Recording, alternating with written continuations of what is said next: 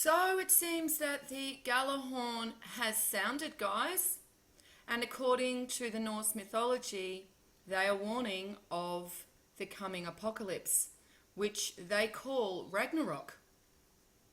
Now, this article appears on Mail Online and was published on the 15th of November 2013. Now, of course, Mail Online is sheep fodder, and they are going to dismiss this as yet another crazy, apocalyptic, end of the world prophecy. And many people that just go along with the mass consensus and they just float on the surface are going to just view this as such. However, those of us that have done the research, that have paid attention and understand that the Norse mythology is not the Y2K bug, okay? Because I did see someone comment elsewhere in regards to this article that it was just like the Y2K. And this is exactly the type of mentality they want you to have. Okay, perfect for blindsiding you with what's coming. Because seriously, if you do not sense within you that something huge is approaching us as a civilization, you are dead inside. And I would either go and give up now or find out why it is that you are so disconnected that you cannot sense what is approaching. And because I can sense what is approaching, and I have sensed this from 1999, which interestingly is when the Y2K thing was all concocted. That was a man-made false flag, apocalyptic, ending of the world event that they created. Just like the 21st of December 2012. They took control of that from the mayor. And they rode with that, okay, because there is a documentary with Leonard Nimoy. And in that documentary, which was made in the 1970s, the mayor actually say that it's 2011 that the eon ends, the calendar ends. Okay, so the mayor knew that the calendar did end sometime, but obviously relaying this information over thousands and thousands and thousands of years, and of course we're descending in consciousness and losing the memory of who we are, they're going to get something wrong. And the establishment took full advantage of that, and so they created the 21st of December 2012. Now, as I said, the mayor did get it correct because the Mayan calendar matches the precessional cycle. And so we're leaving Pisces and going into Aquarius. That's also confirmed, okay, that we are going into Aquarius. Now, Aquarius is the age of ether. The actual urn that the man holds as he's pouring out onto the realm below is the celestial waters. So the ether is returning, and with the ether comes consciousness, because that's how consciousness travels. That's the element, see, that they left out.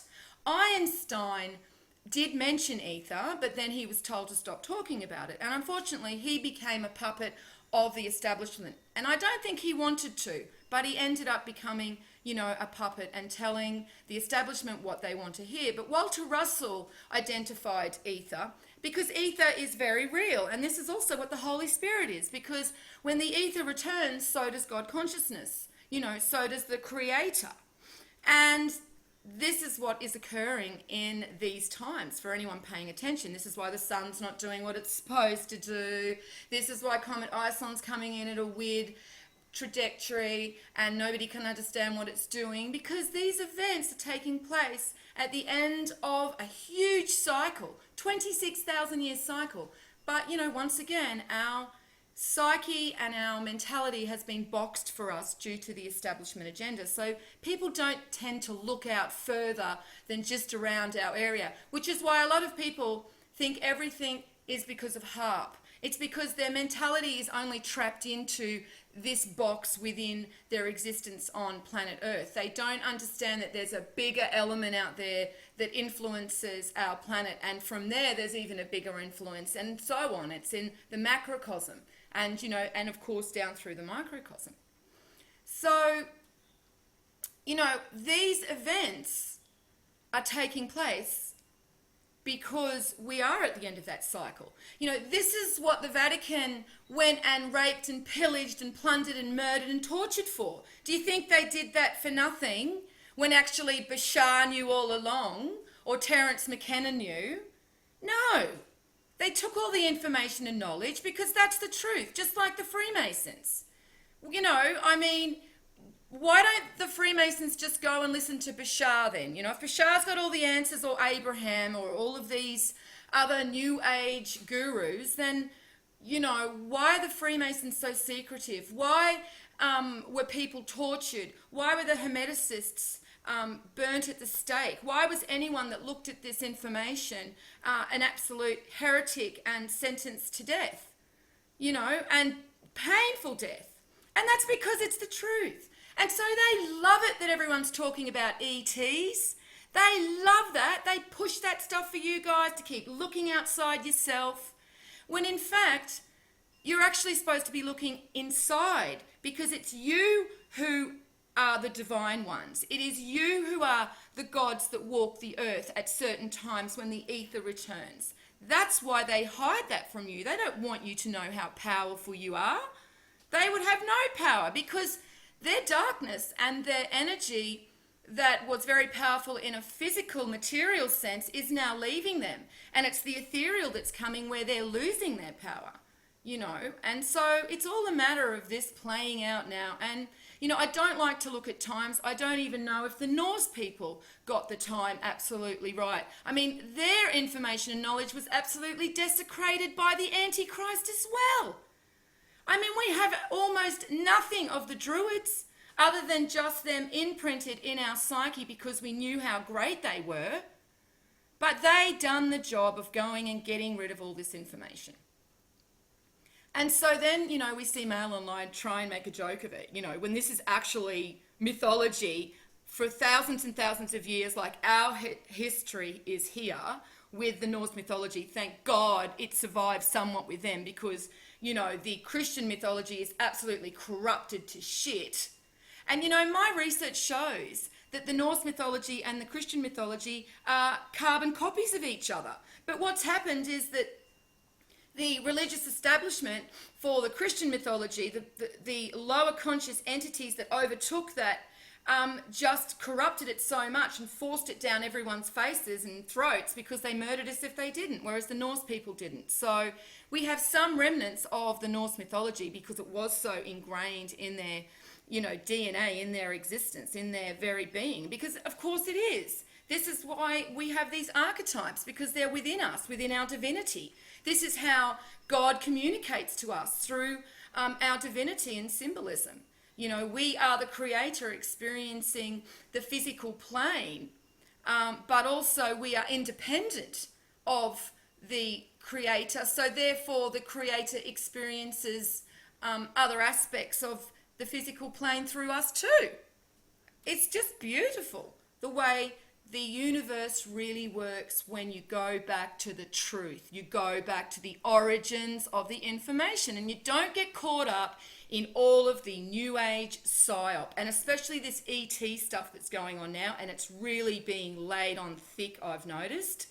And that's probably what the ET card is, guys. When we always knew that there was an ET card. This is probably it, trying to make us look outside of ourselves all the time and not within. And so every culture talks of divine ones, talks of a group of immortals, talks of a group of beings that were created first from the source, and therefore they have the most influence of the creator on the physical plane. And each culture talks of them. We've got the Chinese talk of the 8 immortals. We've got even the Norse mythology have their group We've got the Greeks got the with the Olympians, Christian mythology and the apostles. But you know what's happened is they've taken the greatness away from all of the saints and apostles and everything within the Christian mythology, and they've focused it all on only one divine one, which was Jesus, where in truth there is a group according to the information. And anyway, so this horn has sounded, right? And it's calling the sons of Odin, the sons of Osiris, to the battlefield, where the apocalypse is going to be held within 100 days. You know, they're saying on the 22nd of February.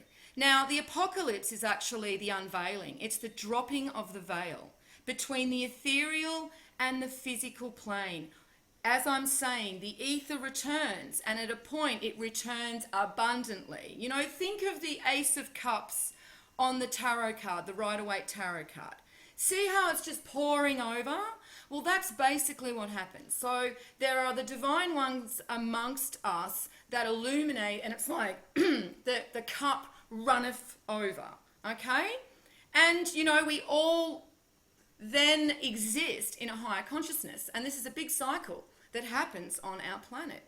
And we go through it continuously, infinitely. And this time is overseen by Saturn as well. And it's interesting that Saturn oversees the golden age, and in Freemasonry, Saturn is very, you know, important. Chronos, with the sickle. Okay, harvesting the souls. This is judgment. This is time. Okay, time's changing. Do you feel time speeding up? Okay, well, this is showing that time is shown to speed up by hair growth. This is why hair growth was always symbolic in mythology, because it is attached to our ethereal body.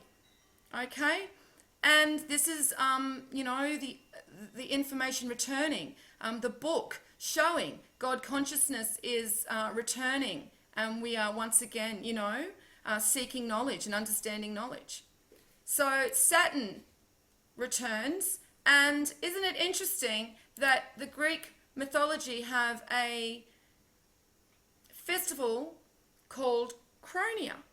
And in Chronia, what they do is that the masters and the servants for one day, they either swap roles or just nobody, you know, really does anything. It's like everyone's equal. And this is because at the beginning of a cycle, Zep Tepi, the golden age, the land of milk and honey, you know, once again, this is what I'm talking about. All of this information is available in all of the cultures, right?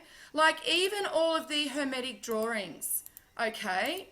Like if you were to go with the New Age Bashar stuff, right, and this ET stuff, you are totally dismissing all of this stuff, all right? And I've got at least 300 different alchemy and Hermetic drawings, okay? Not to mention religious symbolism with the dove and the ether. So, you know, it's either time for people to get real, you know, and understand that some of this is actually playing out. And I mean, I'm paying attention when the Norse mythology, they're saying enough stuff's passed that they've seen. 3 winters of absolute cold, and where the seasons seem to, you know, not be a season.